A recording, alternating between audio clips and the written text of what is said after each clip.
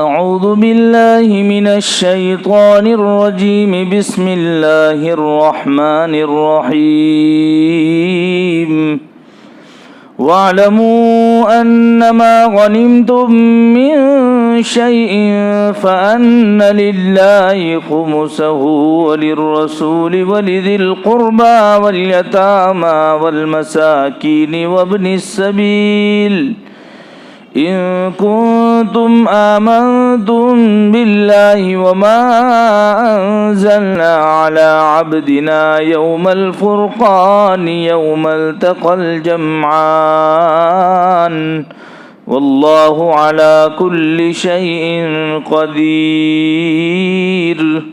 اور جان لو کہ جو کچھ تمہیں کسی چیز سے غنیمت ملے سو اللہ کے واسطے ہیں، اس میں سے 5واں حصہ، اور رسول کے واسطے اور اس کے قرابت والوں کے واسطے، یتیموں اور محتاجوں اور مسافروں کے واسطے، اگر تمہیں یقین ہے اللہ پر اور اس چیز پر جو ہم نے اپنے بندے پر فیصلے کے دن اتاری، جس دن بھڑ گئی دونوں فوجیں۔ اللہ ہر چیز پر قادر ہے۔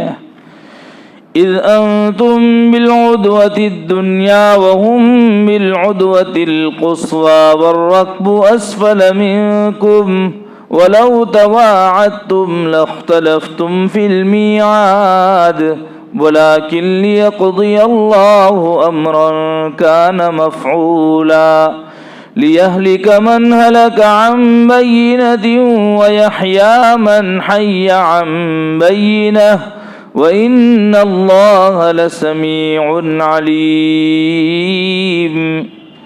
جس وقت تم پرلے کنارے پر تھے اور وہ پرلے کنارے پر اور قافلہ نیچے اتر گیا تھا تم سے، اور اگر تم آپس میں وعدہ کرتے تو وعدے پر ایک ساتھ نہ پہنچتے، لیکن اللہ کو کر ڈالنا تھا ایک کام کو جو مقرر ہو چکا تھا، تاکہ مرے جسے مرنا ہے قیام حجت کے بعد اور جیوے جس کو جینا ہے قیام حجت کے بعد، بے شک اللہ سننے والا جاننے والا ہے۔ اذ یریکہم اللہ فی منامک قلیلا ولو اراکہم کثیرا لفشلتم ولتنازعتم فی الامر ولکن اللہ سلم انہ علیم بذات الصدور۔ جب اللہ نے وہ کافر دکھلائے تجھ کو تیرے خواب میں تھوڑے، اور اگر تجھ کو بہت دکھلا دیتا تو تم لوگ نامردی کرتے اور جھگڑا ڈالتے کام میں، لیکن اللہ نے بچا لیا، اسے خوب معلوم ہے جو باتیں دلوں میں ہیں۔ وَإِذْ يُرِيكُمُوهُمْ إِذِ الْتَقَيْتُمْ فِي أَعْيُنِكُمْ قَلِيلًا وَيُقَلِّلُكُمْ فِي أَعْيُنِهِمْ لِيَقْضِيَ اللَّهُ أَمْرًا كَانَ مَفْعُولًا وَإِلَى اللَّهِ تُرْجَعُ الْأُمُورُ۔ اور جب تمہیں دکھلائی وہ فوج مقابلے کے وقت تمہاری آنکھوں میں تھوڑی اور تم کو تھوڑا دکھلایا ان کی آنکھوں میں، تاکہ اللہ ایک کام کر ڈالے جو مقرر ہو چکا تھا، اللہ تک ہر کام پہنچتا ہے۔ صدق اللہ العظیم۔ محترم حضرات، ہماری یہ سورت جب شروع ہوئی، یسألونک عن الانفال قل الانفال للہ والرسول، غنیمت کے مال کے بارے میں بحث شروع ہوئی۔ اللہ تبارک و تعالیٰ نے عنوان قائم کیا کہ مال غنیمت کے بارے میں آپ سے سوال کر رہے ہیں تو کہہ دیجئے کہ وہ اللہ اور اس کے رسول کا ہے۔ یہ ایک بات اللہ تعالیٰ نے شروع میں بیان کر دی، پھر اس کے بعد بیچ میں بدر کا واقعہ اور بہت ساری دوسری باتیں لائے اللہ تبارک و تعالیٰ۔ اب واپس پوائنٹ پر آ رہے ہیں جو شروع میں کہا تھا قل الانفال للہ والرسول، کہہ دیجئے کہ مال غنیمت اللہ اور اس کے رسول کا ہے۔ تو اب اس مال غنیمت کی تقسیم بتلا رہے ہیں اللہ تعالیٰ ان آیات کے اندر، یعنی اپنے اصل پوائنٹ پر اللہ تعالیٰ ان آیات کو بیان کر رہے ہیں۔ وَاعْلَمُوا أَنَّمَا غَنِمْتُم مِّن شَيْءٍ فَأَنَّ لِلَّهِ خُمُسَهُ وَلِلرَّسُولِ وَلِذِي الْقُرْبَى وَالْيَتَامَى وَالْمَسَاكِينِ وَابْنِ السَّبِيلِ، کہ لوگوں جان لو کہ تمہیں کسی چیز سے غنیمت ملتی ہے تو اس میں اللہ کا اس مال غنیمت کا جتنا مال آیا اس کا 5واں حصہ اللہ کا ہے۔ میں نے کل اشارتاً یہ بتلایا تھا، غنیمت اس مال کو بولا جاتا ہے جو دشمن سے حاصل کیا جاوے، اس کو غنیمت کہتے ہیں۔ شریعت میں غیر مسلموں سے جنگ و جدال کرنے کے بعد، جہاد کرنے کے بعد جو ان سے مال حاصل ہو اس کو مال غنیمت کہا جاتا ہے جنگ کے ذریعے، اور صلح کے ذریعے غیر مسلموں سے ہی صلح کے ذریعے جو مال حاصل کیا جاتا ہے اس کو فی کہا جاتا ہے، فی، جس کو خراج وغیرہ کہتے ہیں، جزیہ کہتے ہیں، وغیرہ وغیرہ۔ قرآن میں ان دونوں لفظوں سے ان دونوں قسموں کے احکام بتلائے گئے ہیں کہ مال غنیمت کے کیا احکام، مال فی کے کیا احکام۔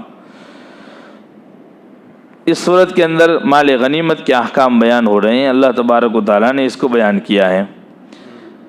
اسلامی اور قرآنی نظریے کے مطابق تمام کائنات کا اصل مالک اللہ تعالیٰ خود ہے، کسی کا اس میں کوئی بس نہیں چلتا اللہ کے علاوہ، اللہ ہی ساری چیزوں کے مالک ہیں، الا یہ کہ اللہ تبارک و تعالیٰ خود انسانوں کے بارے میں کسی چیز کی ملکیت بیان کر دے کہ اللہ نے ان کو مالک بنایا، ورنہ میں نے پہلے بھی بیان کیا اللہ تعالیٰ نے ہمیں مینیجر بنایا ہے، یعنی صرف تصرف کرنے کا حق دیا ہے، ورنہ مال تو سارا اللہ کا ہے۔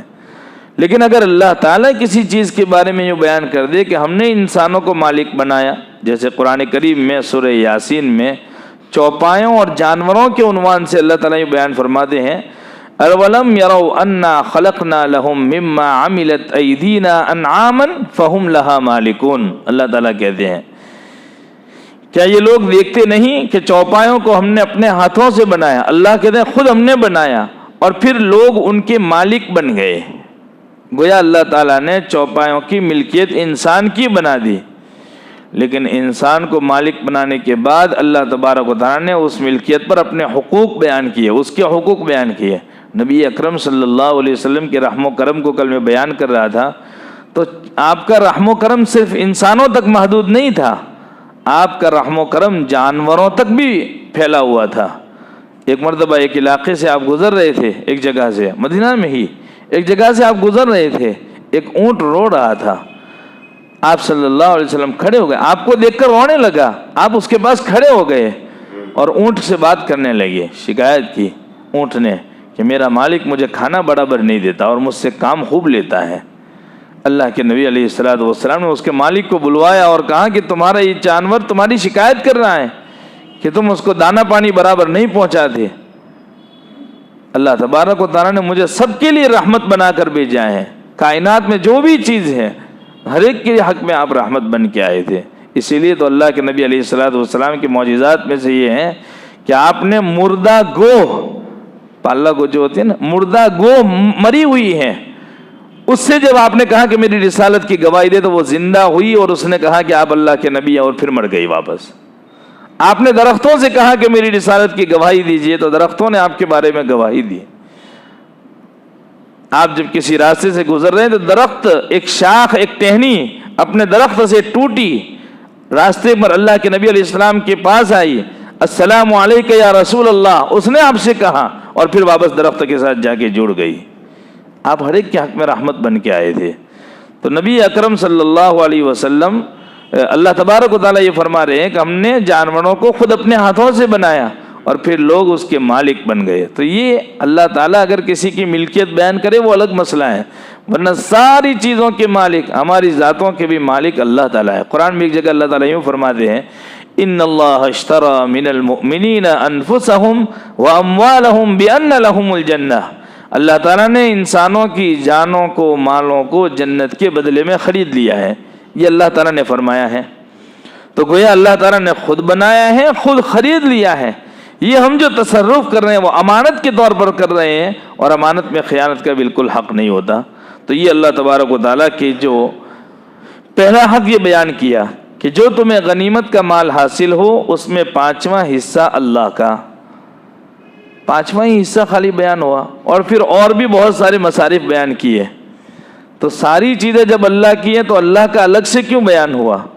کا اللہ کی نسبت پر جتنے بھی ہیں وہ سب اس میں آ گئے، مستقل اللہ کا الگ کوئی حصہ نہیں. گویا اب اللہ کا جو حصہ نکلے گا، ایک تو بندوں کے حصے ہیں، 100 روپے آئے، 80 روپے مجاہدین کے، اور 20 روپے جو ہے 5واں حصہ وہ اللہ کا. اب اس 20 روپے میں کون کون حقدار؟ نبی حقدار، نبی کے رشتہ دار حقدار، یتیم ہیں، مساکین ہیں، مسافرین ہیں. یہ مصارف بیان کر رہے ہیں اللہ تعالیٰ. جیسے قرآن کریم میں ایک آیت بیان ہوئی، اللہ تبارک و تعالیٰ نے ماں باپ کے جو حقوق بیان کیے ہیں، جس میں اللہ تبارک و تعالیٰ وراثت کے مسائل جہاں بیان کرتے ہیں، اس میں کہتے ہیں وَوَرِثَهُ أَبَوَاهُ فَلِأُمِّهِ الثُّلُثُ، وَوَرِثَهُ أَبَوَاهُ فَلِأُمِّهِ الثُّلُثُ، کہ اللہ تعالیٰ نے اس کے باپ کو وارث بنایا، مگر ماں کے لیے ثلث ہے، تہائی حصہ ہے. تو یہ بیان ہوا. مفسرین یہ بیان فرماتے ہیں کہ ماں کا الگ حصہ بیان کرنے کے بعد اب اللہ تعالیٰ یوں کہنا چاہ رہے ہیں کہ 2 حصے جو بچے وہ باپ کے. ماں کا الگ سے بیان کیا، اس کا مطلب جو بقیہ جو بچہ ہے وہ باپ کا ہے، تو 3 حصے کریں گے، تیسرا ماں کا، تو باقی کے جو 2 بچے وہ باپ کے ہیں. ایسے ہی اللہ تبارک و تعالیٰ نے یوں فرمایا یہاں پر فَأَنَّ لِلَّهِ خُمُسَهُ. تو مفسرین یہ ایک سوال کھڑا کرتے ہیں کہ دوسرے حقوق کیوں بیان نہیں کیے؟ 4 حصے جو بیان کرنے وہ کیوں نہیں کیے؟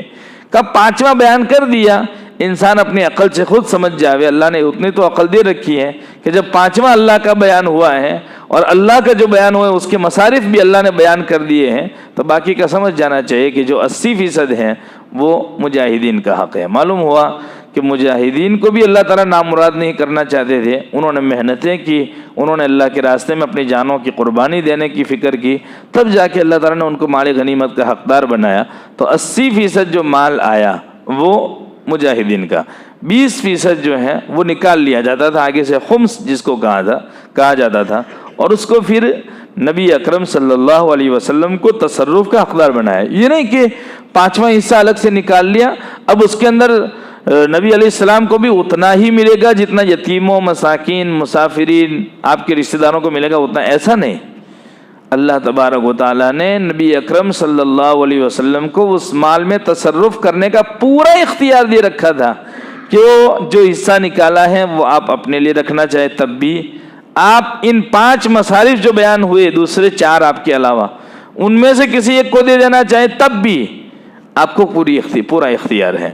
مثال کے طور پر اللہ تعالیٰ نے بیان فرمایا وَلِلرَّسُولِ وَلِذِي الْقُرْبَى، 2 کو خاص بیان فرمایا. عربیت کی ایک بات ہے، یہ آپ کی سمجھ میں شاید نہ آوے، لیکن ہم لوگ جب مدارس میں پڑھتے ہیں تو یہ بات پڑھاتے ہیں. جہاں لام لگتا ہے تو وہ آدمی کے خصوصیت بیان کرنے کے لیے.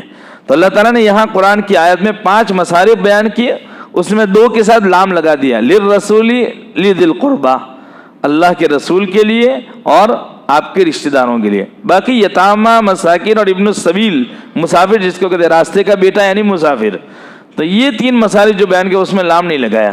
مفسرین یہ بیان فرماتے ہیں لام نہ لگا کر اللہ تعالیٰ یہ بتلانا چاہتے ہیں کہ یہاں وراثت جیسا معاملہ نہیں ہے. وراثت میں کیا ہے؟ ایک آدمی بانجا ہے، اور وراثت میں ایسا ہوتا ہے کہ ایک آدمی کئی اینگل سے رشتہ دار بنتا ہے، کئی طریقے سے رشتہ دار، الگ الگ طریقے سے رشتہ دار بنتا ہے. تو اس کو الگ الگ حصہ، ماں کا حصہ بھی اس کے حصے میں آیا، خود کا اپنا حصہ بھی آیا. تو یہ ایک شکلیں ہوتی ہیں. تو وراثت میں یہ ہوتا ہے کہ جتنے حصے اس کے الگ الگ طریقے سے لگیں گے وہ سارے حصے دینے پڑیں گے اس کو. مال غنیمت میں ایسا نہیں. ایک آدمی آپ کا رشتہ دار ہے، ایک آدمی، وہی آدمی مسافر بھی ہے، وہی آدمی یتیم بھی ہے، وہی آدمی مسکین بھی ہے. تو ایسا نہیں کہ رشتہ داری کا حصہ الگ، یتیم کا حصہ الگ، مسافر کا حصہ الگ، ایسا نہیں.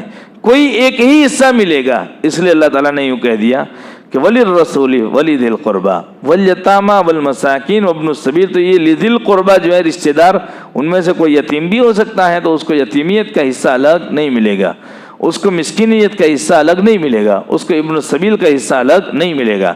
ان کنتم آمنتم باللہ وما انزلنا علی عبدنا یوم الفرقان یوم التقى الجمعان، کہ اگر تمہیں یقین ہے اللہ پر اور اس چیز پر جو ہم نے اپنے بندے یعنی حضرت محمد رسول اللہ صلی اللہ علیہ وسلم پر اتاری ہے. اللہ تبارک و تعالیٰ جب بھی کوئی خاص مقام آتے ہیں تو اللہ تعالیٰ حضرت نبی کریم صلی اللہ علیہ وسلم کو عبد سے یاد فرماتے ہیں. اللہ کے نبی علیہ الصلوۃ والسلام کے اندر عبدیت اتنی کوٹ کوٹ کر بھری گئی تھی کہ جب اللہ کے نبی علیہ الصلوۃ والسلام کا جب اللہ کے یہاں سے بلاوا آ رہا ہے تب بھی آپ اپنی امت کے بارے میں فکر کرتے ہوئے جا رہے ہیں. اور آپ کو جب مالداری کا یعنی ایک پیغام دیا جا رہا ہے کہ آپ چاہیں تو مکہ اور تہامہ کے جو پہاڑ ہیں وہ آپ کے پیچھے سونا چاندی اور جواہرات بن کے گھومتے رہیں گے جہاں آپ چاہیں گے. آپ نے فرمایا، حضرت جبرائیل امین اس وقت سامنے تھے، جبرائیل سے اشاروں میں مشورہ کیا کیا کرنا چاہیے. جیسے اپنے سامنے ہوتے ہیں تین آدمی، دو بات کر رہے ہوتے ہیں اور تیسرا سامنے ہوتا ہے، کوئی رائے قائم کرنی ہوتی ہے، تیسرے سے اشارتاً پوچھ لیتا ہے انسان کیا کروں.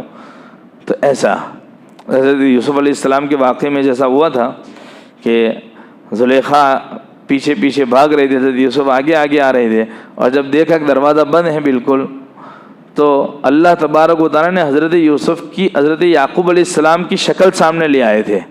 اس وقت قرآن کریم میں وَلَقَدْ هَمَّتْ بِهِ وَهَمَّ بِهَا لَوْلَا أَن رَّأَىٰ بُرْهَانَ رَبِّهِ. اگر حضرت یوسف اپنے رب کی اس دلیل کو، برہان کو نہ دیکھ لیتے تو وہ بھی پھسل جاتے. اللہ تعالیٰ یوں کہتے ہیں. تو انہوں نے حضرت یعقوب کی شکل کو دیکھ لیا تو اشاروں میں یوں ایسے رائے قائم کر لی، رب العالمین کی طرف اشارہ. وہ سمجھ گئے کہ کیا پیغام ہے. تو یہ حضرت نبی کریم صلی اللہ علیہ وسلم بھی حضرت جبرائیل سے اشاروں میں پوچھ رہے ہیں. تو حضرت جبرائیل نے زمین کی طرف اشارہ کیا یوں. یعنی آپ تواضع کو اختیار کر لیجئے، بندگی کو پسند کر لیجئے، چھوڑ دیجئے اس مال کو. اللہ کے نبی علیہ السلام نے جواب کیا دیا ان فرشتوں سے جو پیغام لے کے آئے تھے؟ کہا میری امت کب مالدار ہوگی؟ میری ساری امت مالدار نہیں ہوگی. بہت سے غریب اکثر اس طرح غربت میں زندگی گزارنے والا ہوگا. میں چاہتا ہوں کہ میں بھی اس حال میں رہوں کہ ایک وقت کھانا کھاؤں تاکہ شکر گزاری کی توفیق ملے، اور ایک وقت بھوکا رہوں تاکہ مجھے صبر کی توفیق ملے. یہ اللہ کے نبی علیہ الصلوۃ والسلام. تو اللہ تعالیٰ جب بھی کوئی ایسے خاص مواقع آتے ہیں، خاص طور پر جب اللہ کی وحی کے یا قرآن کے نزول کی بات آتی ہے تو عبدن کا لفظ لاتے ہیں. جیسے سورہ کہف شروع ہوتی ہے نا، تو وہاں پر الحمدللہ الذی انزل علی عبدہ الکتاب ولم یجعل لہ عوجا، وہاں بھی عبدن کا لفظ لے آئے. اور یہاں بھی اللہ تعالیٰ کہہ رہے ہیں وما انزلنا علی عبدنا یوم الفرقان. یہاں سے اللہ تعالیٰ اشارہ کر رہے ہیں انسان کو کہ جب ہم اپنے اتنے محبوب، ہمارے محبوب کو جن کا نام جنت کے دروازے پر اللہ کے نام کے ساتھ لکھا ہوا ہے، حضرت آدم نے اپنے زمانے میں اپنے وقت پر حضرت نبی کریم صلی اللہ علیہ وسلم کے نام سے نام کو واسطہ بنا کر جب دعا کی ہے تو اللہ تعالیٰ نے ان کی توبہ کو قبول کیا ہے. اتنی بڑی ذات، آقا انعامدار سرور کائنات حضرت محمد رسول اللہ صلی اللہ علیہ وسلم کی ذات گرامی، جن کا مرتبہ اللہ کے بعد ہے. اللہ تبارک و تعالیٰ کے بعد جن کا مرتبہ ہے وہ حضرت محمد رسول اللہ صلی اللہ علیہ وسلم ہے. یعنی نبوت کے اندر بھی، نبیوں کے اندر بھی سارے نبیوں سے اونچی شخصیت حضرت محمد رسول اللہ صلی اللہ علیہ وسلم ہے. ان کے بارے میں جب یہ عبدیت کی طرف اشارہ کیا گیا ہے تو ہمیں تو بدرجہ اولا عبدیت کو پسند کرنا چاہیے، بندگی کو پسند کرنا چاہیے. بندگی نام ہے جھکنے کا، اللہ کے سامنے گر گرانے کا، تواضع کے ساتھ پیش آنے کا، اپنے اندر کی مایا کو مارنے کا نام بندگی ہے. پیشانی کو اللہ تبارک و تعالیٰ نے انسان کی کیوں رگڑوایا؟ انسان کی پیشانی جو ہے وہ معزز چیز ہے. سر کے اندر، پورے بدن کے اندر سب سے زیادہ معزز اگر کوئی چیز ہے تو وہ انسان کا چہرہ، اور چہرے کے اندر اس کی پیشانی. اللہ تبارک و تعالیٰ نے اس پیشانی کو صرف اور صرف کہ انسان کی جو سب سے معزز چیز ہے وہ میرے ہی سامنے رگڑی جا سکتی ہے، کسی اور کے سامنے نہیں رگڑی جا سکتی. اور ایک دل بہت کام کی چیز ہے. دل جب تک اس کی حرکتیں ہیں، انسان کی حرکت باقی ہے. جب اس کی حرکت بند ہو جاتی ہے تو انسان کی جسم سے، انسان کی باڈی سے اس کا نام بھی ختم ہو جاتا ہے نا. جب انسان مر جاتا ہے تو لوگ کیا کہتے ہیں؟ بھائی جنازے کو ادھر لاؤ، ناش کو ادھر لاؤ. کوئی کہتا ہے کہ حاجی صاحب کو ادھر لاؤ؟ کوئی نہیں کہتا، کوئی نہیں کہتا. نام بھی ختم ہو جاتا ہے. ابھی تو دنیا سے رخصت ہوئی، یعنی آنکھیں بند ہوئی، دل کی حرکت بند ہوئی، وہاں سے نام بھی ختم اس کا. اور اس کو کیا کہہ دیا جاتا ہے؟ بھائی جنازہ ادھر لاؤ، ناش کو ادھر ہٹاؤ، میت کو غسل دو. کوئی نام نہیں لیتا. اللہ تعالیٰ یہ اشارہ دیتے ہیں کہ تمہاری حیثیت اتنی ہی ہے جتنی دیر تک ہم تمہارے دل کی دھڑکنوں کو چلاتے ہیں. اسی لیے اللہ والے نے بیان کیا ہے، ایک اللہ والے نے بیان کیا ہے کہ دل جو ہے، دل اللہ تبارک و تعالیٰ نے صرف اور صرف اپنی قدرت کاملہ سے بنایا ہے. دل آج کی سائنس نے ریسرچ کیا، انسان کی باڈی کے ایک ایک پارٹس کو الگ الگ کیا اور اس کے اندر سے اس نے اس ریزے کو نکالا جو انسان اپنی بیوی کے ساتھ ہم بستری کے وقت ایک ناپاک منی کا قطرہ اس کے رحم کے اندر جاتا ہے، جس سے انسان کی پرورش ہوتی ہے اور انسان بنتا ہے جس ناپاک قطرے سے۔ سائنس بھی اس بات کی تائید کرتی ہے کہ انسان کی پوری باڈی کے اندر اس ریزے، اس منی کے ایک قطرے کا، ایک ناپاک قطرے کا ایک ریزہ موجود ہے ہر باڈی کے ایک پارٹس کے اندر، لیکن دل ایک ایسی چیز ہے جس میں اس ناپاک قطرے کا بالکل حصہ نہیں ہے۔ لکھا ہے اس کے اوپر کہ اس کے اندر وہ ناپاک قطرہ کیسے جا سکتا ہے جس دل کے اندر خود اللہ بسنے والا ہے۔ اللہ نے اپنے بسنے کی جگہ انسان کا دل بنایا ہے۔ قرآن کریم میں اللہ تعالیٰ فرماتے ہیں اذا سألک عبادی عنی فإنی قریب، جب میرے بندے آپ سے میرے متعلق پوچھے کہ میں کہاں بستا ہوں تو انہیں بتلا دیجئے میں انسان کے دل کی گہرائیوں میں بستا ہوں۔ اللہ تعالیٰ کہہ رہے ہیں اللہ کو بسنے کے لیے کتنی جگہ چاہیے؟ اللہ اتنی بڑی ذات ہے کہ کوئی تصور میں نہیں لا سکتا۔ کوئی تصور کرے تو وہ اپنے ایمان سے ہاتھ دھو بیٹھے گا۔ اللہ کی ذات میں اگر کوئی تصور کرے گا تو اللہ کی قدرت میں تصور کرے، اللہ کی اوپر یقین بڑھے گا، ایمان بنے گا ہمارا۔ تو یہ اللہ تبارک و تعالیٰ کی ذات میں تصور کرنا نہیں آیا۔ اللہ وہ ہے جو انسان کے دل میں بس سکتا ہے، اللہ وہ ہے جو ساری کائنات پر محیط ہیں۔ میں نے بتلایا تھا فرشتے حضرت جبرائیل کی طاقت بتلائی تھی بیچ میں، تو یہ اللہ تعالیٰ جب ایک مخلوق کی طاقت، اللہ کی مخلوق کی طاقت اتنی ہے کہ اس کے 2 پر اس نے کھولے تو مشرق سے لے کر مغرب تک کا پورا حصہ چھپ گیا بالکل۔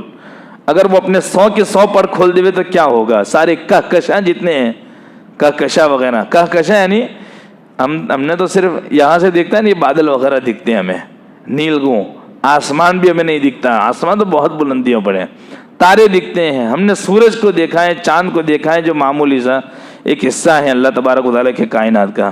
اس کی مثال ایک ایسے بیان کرتے ہیں کہ تارے جو ہوتے ہیں، تارے، سورج جو ہوتا ہے وہ 9 کروڑ میل دور ہے دنیا سے، اور اس کی گرمی اتنی خطرناک ہے، 9 کروڑ میل، 9 لاکھ کروڑ میل، اتنی دوری پر ہے سورج۔ تو اس کی مثال ایسی ہے جیسے ایک بڑی پلیٹ لے ہوئے ہم اتنی بڑی، اور اس میں ایک بوٹی رکھ دے ہوئے، تو ایسا ہے سورج جیسے تارے کے اندر رکھ دیا جاوے، ایک ستارے کے اندر ایسے کئی ستارے جگمگاتے ہیں جو لائٹنگ، ہمیں لائٹنگ کا بہت شوق ہوتا ہے انسانوں کو، آج کل نئے نئے مکان بناتے ہیں سب، تو الگ الگ لائٹنگ وغیرہ سب چمکتی دمکتی لائٹیں لگاتے ہیں۔ اللہ تبارک تعالیٰ نے پہلے سے ہی سجا دیا ہے آسمان کو مختلف قسم کی لائٹنگ سے۔ تو یہ ستاروں کی مثال ایسی ہے جیسے اس کے اندر، سورج کی مثال ایسی جیسے ستارے کے اندر اس کو رکھ دیا گیا ہے، اور ستارے کی مثال ایسی ہے جیسے کہکشاں کی مثال ایسی کہ ستارے کو اس طرح اس میں رکھ دیا گیا ہے۔ پھر بڑے بڑے کہکشاں اللہ نے بنائے ہیں، اس کو ہم تصور میں نہیں لا سکتے، وہ آخرت کی آنکھیں جب ہماری کھلے گی تب اللہ کی وہ قدرت سمجھ میں آئے گی۔ تو اللہ کی قدرت میں غور کرنے سے اللہ سمجھ میں آتا ہے۔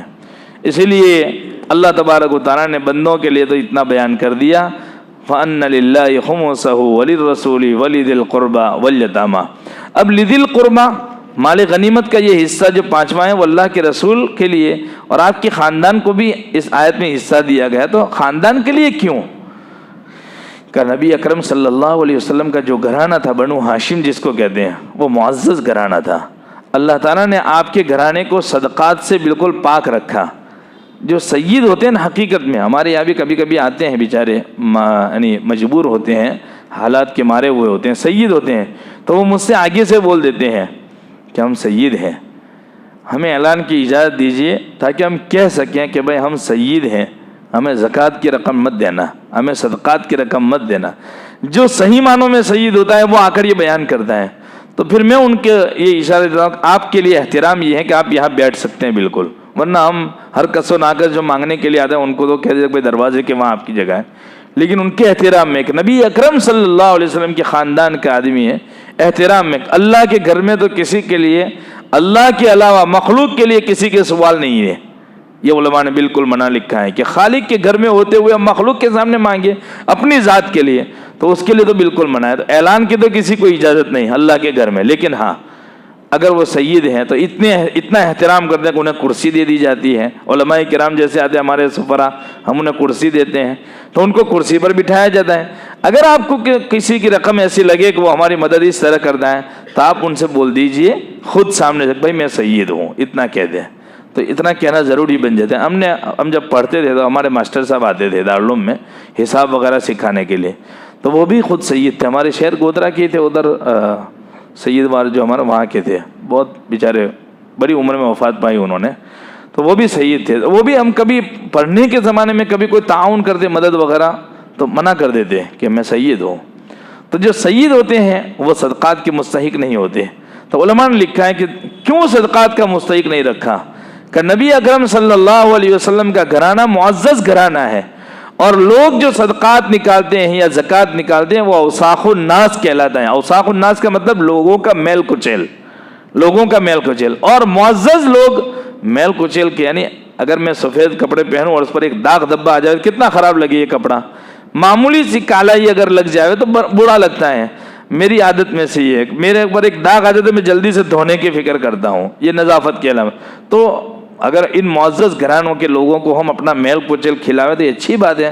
اللہ تعالیٰ نے شروع ہی سے حرام قرار دیا ان کے لیے کہ لوگوں کا میل کچیل تمہارے لیے بالکل حلال نہیں. تو تمہاری آمدنی کا کیا ذریعہ, کہ جب تک جہاد چلتا رہے گا تمہارے لیے بیٹھے بیٹھے گھر پر روزی آتی رہے گی. اور جہاد کا حکم میں نے بتلایا تھا قیامت تک کے لیے ہے. قیامت کے اینڈ میں بھی دنیا کے ختم سے پہلے اللہ تبارک و تعالیٰ ایسا جہاد کریں گے, حضرت عیسیٰ اور حضرت امام مہدی وغیرہ, ساری کائنات کے اندر پرامن ماحول, اسلام اور شان و شوکت دکھائی دے گی, پورا امن والا ماحول قائم ہو جائے گا. اس کے بعد پھر قیامت کا نزول ہوگا. تو یہ اس وقت بھی ان کے لیے یہ حقوق جاری رہیں گے. فَأَنَّ لِلَّهِ خُمُسَهُ وَلِلرَّسُولِ, تقسیم خمس جو ہے وہ نبی اکرم صلی اللہ علیہ وسلم کے وفات کے بعد بھی جاری رہی. حضرات خلفائے راشدین نے بھی اپنے زمانے میں نبی اکرم صلی اللہ علیہ وسلم کے گھر والوں کو اس میں سے حصہ دیا. حضرت امیر المؤمنین عمر فاروق رضی اللہ تعالیٰ عنہ, صدیق اکبر رضی اللہ تعالیٰ عنہ, حضرت عثمان غنی رضی اللہ تعالیٰ عنہ, علی المرتضیٰ رضی اللہ تعالیٰ عنہ, انہوں نے ہماری پاک ماؤں کے لیے بھی حصے بھیجے. آپ ہماری پاک مائیں جو آپ کا اہل بیت ہے تو اہل بیت کے لیے بھی آپ نے بھیجے, آپ کے اولاد کے لیے بھی بھیجے, اور دوسرے جتنے بھی آپ کے قرابت دار سب کے حقوق بھیجے. اما عائشہ رضی اللہ تعالیٰ عنہ کے ساتھ 10 ہزار درہم ایک ساتھ بھیجے جاتے تھے. صبح بھیجے, شام ہوتے ہی وہ ختم ہو جاتے تھے. حضرت عمر فاروق کو کسی نے کہلا بھیجا کہ آپ نے جو 12,000 درہم, ان کے پورے سال کے 12,000 درہم بھیجتے تھے, ہر مہینے کے 1,000 درہم اس پورا سال کا ایک ساتھ دے دیتے تھے وظیفہ. حضرت ام المؤمنین حضرت عائشہ صدیقہ رضی اللہ تعالی عنہ, مریم کائنات, تو حضرت عائشہ رضی اللہ تعالی عنہ صبح آئے اور شام ہونے سے پہلے مغرب سے پہلے اپنے گھر میں ایک چونی بھی باقی نہیں رکھی. تو جو خادمہ تھی اس نے کہا کہ آج ہمارا روزہ ہے, کم از کم کچھ دینار درہم ایسے رکھ لیتے کہ جس سے ہم آج گوشت لا کر آج کے دن کم از کم گوشت لا کے افطار کرتے ہم. تو کہ اللہ کی بندی آگے سے بول دیا ہوتا تو یہ معاملہ ہو گیا. پھر واپس حضرت عمر کو پتا چلا کہ اماں عائشہ نے تو ایسا کر دیا ہے, تو واپس 1,000 درہم بھیجے. حضرت عائشہ صدیقہ رضی اللہ تعالیٰ عنہ حضرت عمر کی بہت احترام کرتی تھی. کیوں احترام ہوتا تھا, ایک تو خلیفہ تھے, امیر المؤمنین تھے, اور حضرت عمر فاروق رضی اللہ تعالیٰ عنہ وہ آدمی ہے جب حضرت عائشہ صدیقہ رضی اللہ عنہ پر تہمت لگی اور نبی اکرم صلی اللہ علیہ وسلم تشویش میں مبتلا تھے, کشمکش میں تھے, کیا ہو رہا ہے میرے ساتھ. یہ حضرت عائشہ پر تہمت لگی, لوگ باتیں کر رہے تھے, یہاں تک کہ پکے سچے بعض مسلمان بھی منافقوں کی باتوں میں آ گئے تھے اور انہوں نے بھی وہ باتیں کر دی تھی تہمت کی, اور ان کے اوپر اللہ تبارک و تعالیٰ نے حد بھی لگائی تھی, سزا بھی نافذ کی تھی, کوڑے لگوائے تھے, جیسے حسان ابن ثابت ہیں اور بھی ایک صحابی ہیں ان کے اوپر, اور ایک عورت تھی حمنہ بنت جحش رضی اللہ تعالیٰ عنہ, ان کے اوپر بھی حد نافذ ہوئی تھی. بہرحال حضرت عائشہ صدیقہ رضی اللہ عنہ کے بارے میں جب آپ کشمکش میں مبتلا تھے, حضرت عائشہ اپنے گھر پر تھی, اور گھر پر تھی, اللہ کے نبی علیہ السلام نے سارے صحابہ کو بلایا اور کہا کہ تمہاری کیا رائے ہیں. حضرت علی کھڑے ہوئے اور کہا کہ اگر آپ کو عائشہ کے بارے میں اطمینان نہیں ہے تو عائشہ کو رخصت کر دیجئے, طلاق دے دیجئے, کسی اور سے شادی کر لیجئے. یہ کہہ دیا حضرت علی نے. اور حضرت عمر فاروق نے کیا جواب دیا, مجھے یہ بتلائیے یا رسول اللہ صلی اللہ علیہ وسلم, عائشہ کا انتخاب آپ کے لیے کس نے کیا. تو اللہ کے نبی علیہ السلام نے آسمان کی طرف انگلی اٹھا دی کہ اوپر سے اشارہ آیا تھا کہ عائشہ کے ساتھ شادی کرو, کہ پھر تو اسی کے اوپر چھوڑ دیجئے مسئلہ, اور منافقین کو میری تلوار کے حوالے کر دیجئے. یہ آپ نے فیصلہ دیا. اللہ کے نبی علیہ السلام فرماتے ہیں کہ مجھے اتنی تسلی ہو گئی عمر کے اس جواب سے, تو عائشہ رضی اللہ تعالیٰ عنہ پوری زندگی اس احسان کو نہیں بھولتی تھی کہ میرے شوہر کے دل میں آپ نے میری محبت جگا دی تھی. یہ تو حضرت عائشہ رضی اللہ تعالیٰ حضرت عمر کا بہت احترام کرتی تھی. تو واپس بھیجا 1000 کہ لو اب سنبھالنا اس کو پورا سال استعمال کرنا. اس کو بھی خرچ کر ڈالا.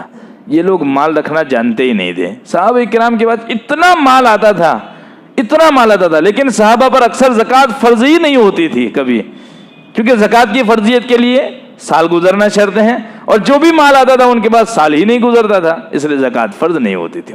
یہ حضرات صحابہ کرام کی زندگی تھی.